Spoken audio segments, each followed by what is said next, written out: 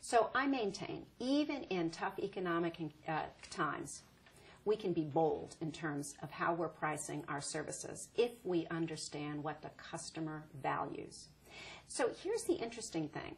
A 1 cent change in your price can change your profit margins dramatically. It can change it by hundreds, thousands, or even millions of dollars, depending on the number and the product volume.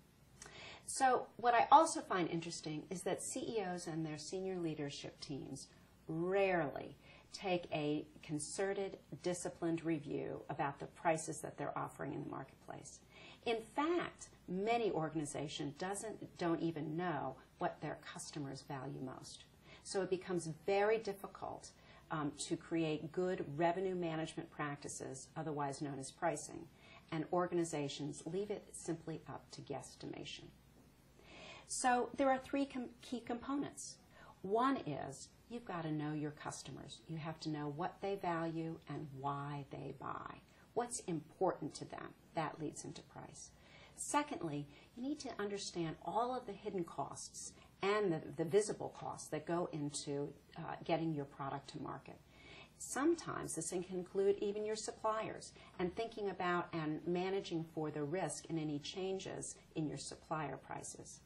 And thirdly, you have to set discipline and accountability in the organization to sell to agreed upon price ranges and ultimately target profits. It's about accountability and discipline and ownership by all those in your organizations, from the CEO all the way down to the frontline salesperson.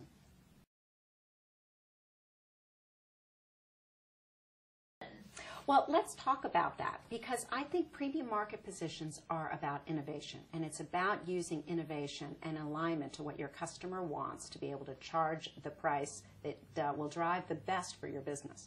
So let's take the golf market. There are probably a lot of golfers that enjoy the game just as much as I do, and we have choices. It is a $2.6 billion golf equipment marketplace. And oh, by the way, over the last 5 years, and the Great Recession, that market has lost over $300 million in terms of what we're willing to spend out there for new golf clubs. There are 2 big players, TaylorMade and Callaway, and there are a lot of other choices. We have Titleist, we have Nike, we have Cobra, and the list goes on.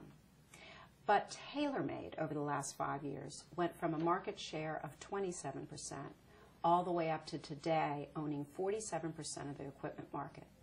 And oh, by the way, they charged more for their products than the other guys. How did they do that? Well, they did it by 3 interesting ways. First of all, they really understood what mattered most to us golfers, their customers.